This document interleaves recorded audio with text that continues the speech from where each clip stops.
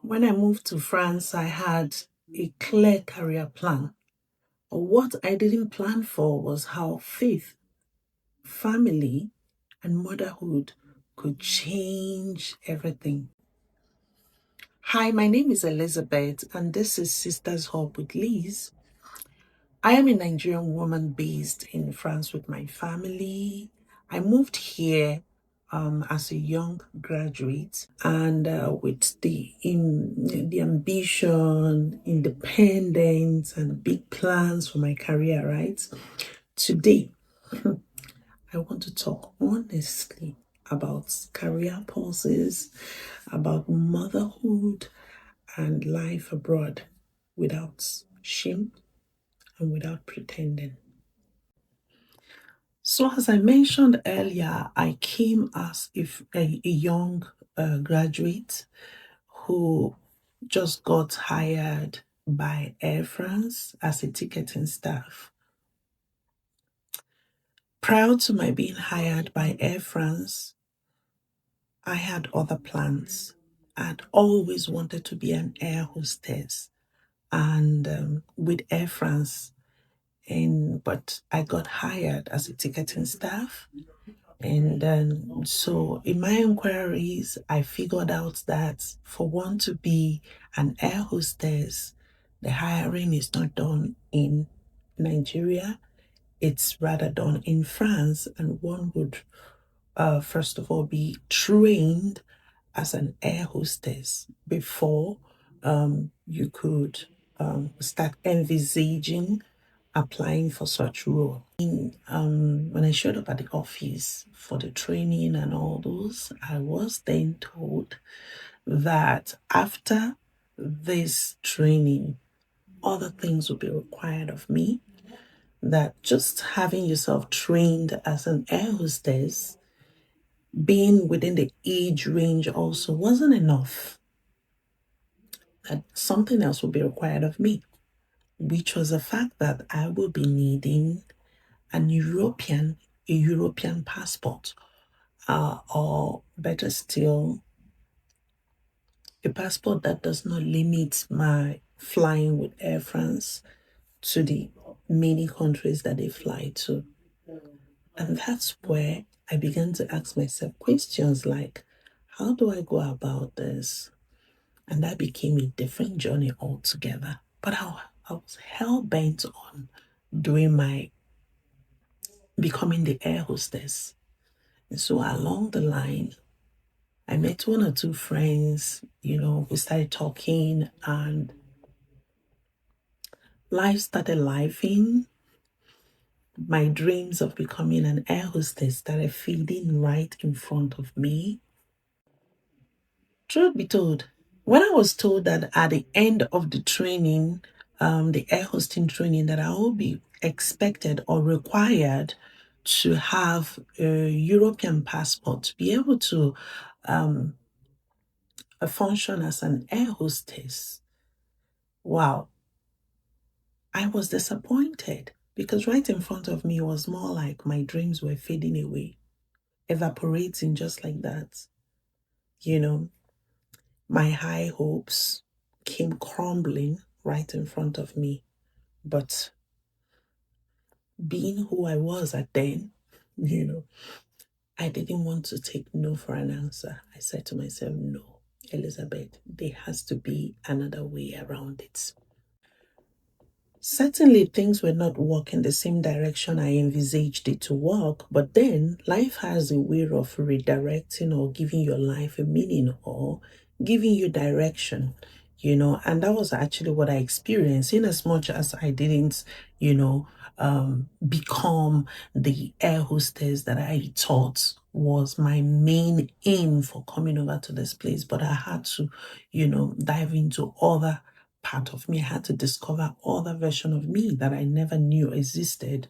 Like first of all, I had to go through the training for, go through the cultural integration program, then work on my language skills, become fully bilingual, and then get hired also by another international company. And in this environment, I began to experience France, in a different way.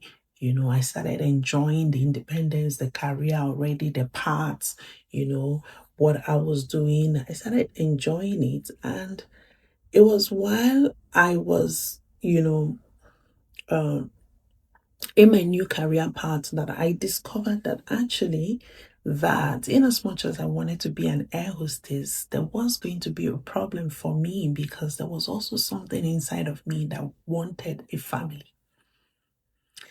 Remember, I came here alone, and so inside of me, I just knew that one day I would want to have my own family, you know, and I don't think um, starting up as an air hostess, the ideal thing would be to start up a family immediately if the opportunity is given to that person. There's going to be a clash in the sense that today you are out of the country, you're probably somewhere else, and the spouse you are with probably might not want to encourage that part of you or might find it difficult to understand the union.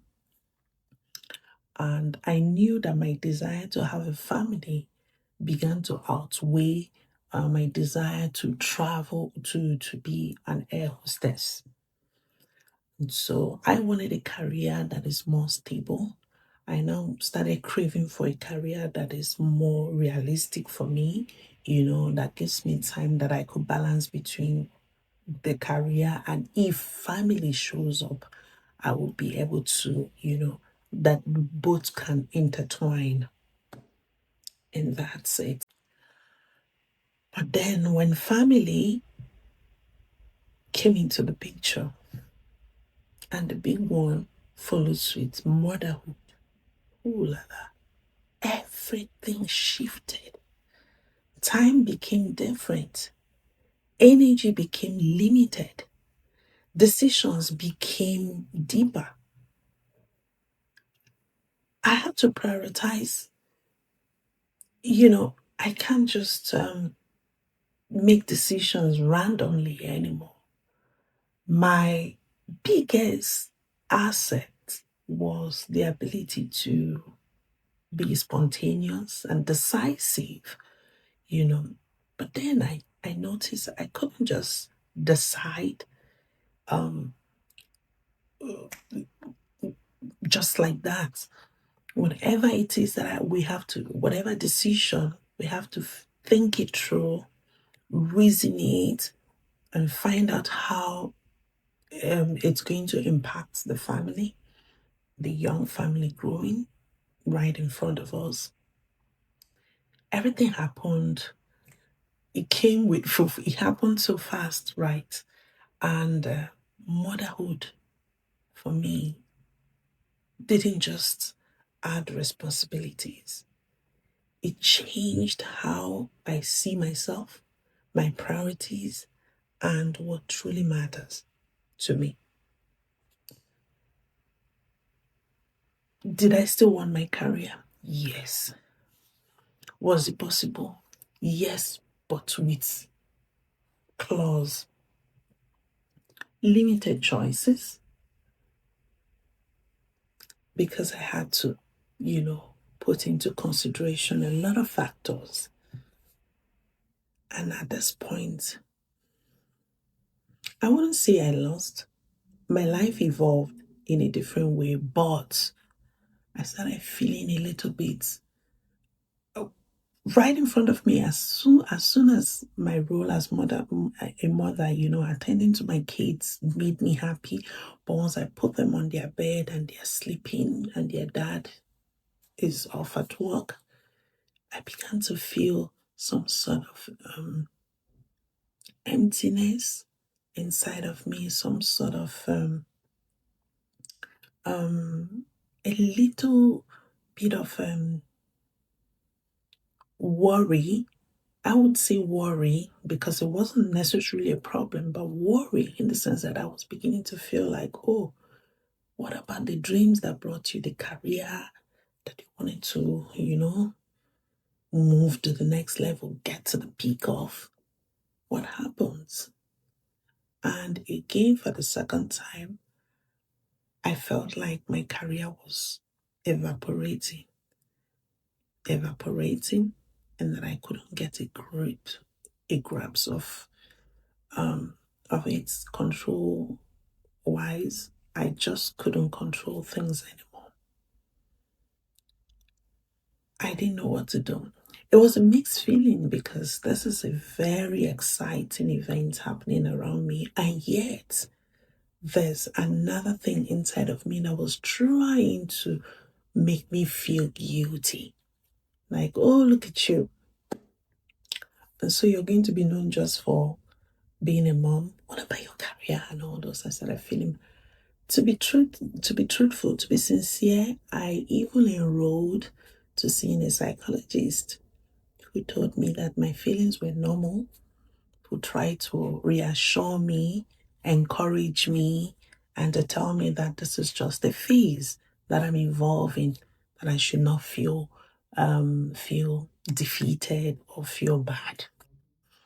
You know, I think that was one of the things that helped me. The career pause, no shame. At some point, I experienced a pause in my career, not because I lacked ability, not because I lost ambition, but because life required something different from me. In that season, it was a transition, and that transition required something deeper than that career at that moment. And so I had to face the reality and then drop some luggages off my chest and then began to pick up the necessary tools, character traits required for the new journey ahead of me. And this part wasn't easy. It wasn't so easy because at that point, at that time, most of my friends who were also moms of either two or three, but of different ages, they were still managing, most of them were still managing both their career and childbirth. But because my kids came as triplets, three of them came at the same time. So it was difficult for me to really be exactly have the exact kind of lifestyle that my friends who were also mothers were having. Some of them still had their career at the same time they still had their job because they had spaces like they had the first child and they spaced it out before having a second one. But mine came just like this. The change it was boom, you know. So my life had to be on hold at that time just so that I can behold this glorious miracle is in front of me. And I want to say this clearly: pausing is not quitting. Some people will use the term a necessary devil. Yes, pausing for me at that stage was very, very essential. It was well needed. I needed it for my sanity. Um, there were moments of questioning, moments of comparison and self doubt, especially as an African woman, where productivity and achievements are often tied to identity, you know. But over time, I learned that my worth was not disappearing, it was rather evolving. This was where my consolation. I started glowing when I accepted the situation. I started enjoying the role of a mom and I started owning it, owning my new identity as a mother. I said to myself, okay, fine. this is a transition. After this, there will be um, other things required of you. Maybe you will evolve in other area. Why don't you discover other areas that you might be, you know, able to deliver in? I can bet you that it was during this period when my babies were barely 2.5 years old that I had the ability to create my own business. For years, I had nurtured the ambition of also owning my own business, but I couldn't figure out how to do it because I was so much focused on my own career, working for others, being out there from 9 to 5. But the pause, when I embraced it, my eyes began to open that listen, while you're at home, there are other things you could do. You could develop some other areas of your life. And that was when I created my own business, you know. Now, one of the things I discovered was that I knew about business, owning my own business. I had a desire, but the fast life, career didn't give me the whole of the opportunity, the time to set up that business. But it was the pause, the underlining pause that initially was attached to self doubt that opened up the window for me to see that this is the moment, the long awaited moment for me to start up my own thing. And life abroad adds another layer. Living abroad adds another layer to all of this. Support systems are limited. Everything requires more effort. Language, systems, balance. You learn resilience quietly, you adapt silently, and you grow in ways that are not always visible. And what about redefining success? At this stage, I had to redefine what success is for me. You know, success for me was no longer it no longer looks like speed or constant achievement.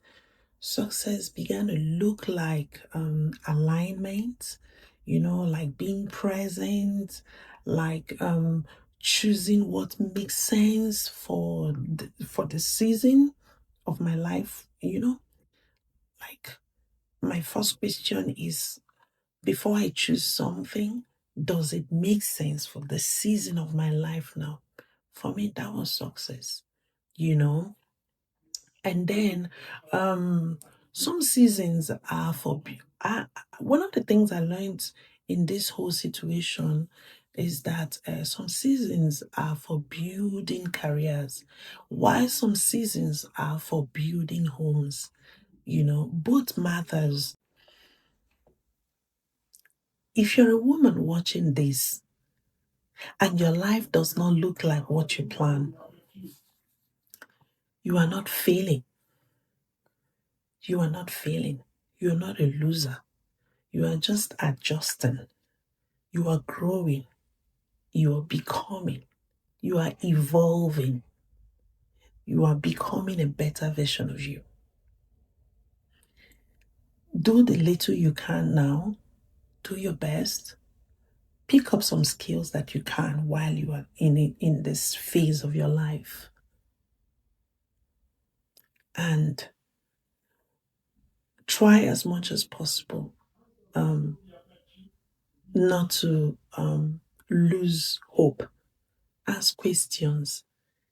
So many women have gone through that stage and are still going through it.